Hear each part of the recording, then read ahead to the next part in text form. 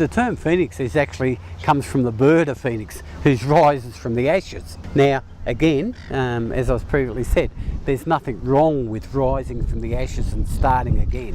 Where the law says that you shouldn't take assets from this identity and transfer them to this identity without commercial market valuation.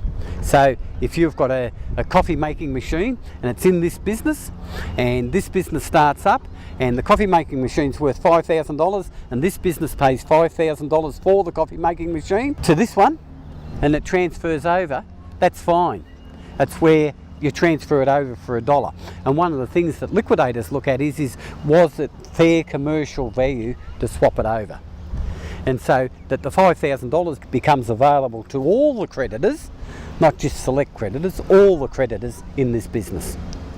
Now, one of the common things that there's a mistake is if I take $5,000 out of my pocket and I buy a coffee machine, that's really my coffee machine. It's not the business's coffee machine. The business may use it, but it's still mine.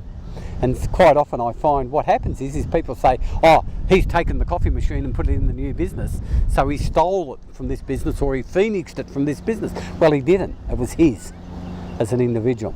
And so these are the sorts of things that we need to look at from a liquidation point of view very carefully. Who actually owns the coffee machine, or who actually owns the assets?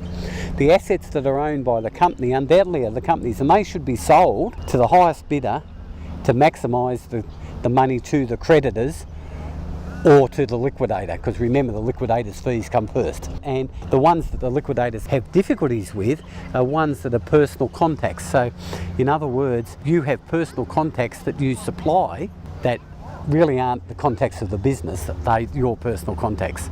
And how do you put a dollar value on that when you're liquidating the business? And these are the sorts of things that you discuss with the liquidator. You just don't accept what they say.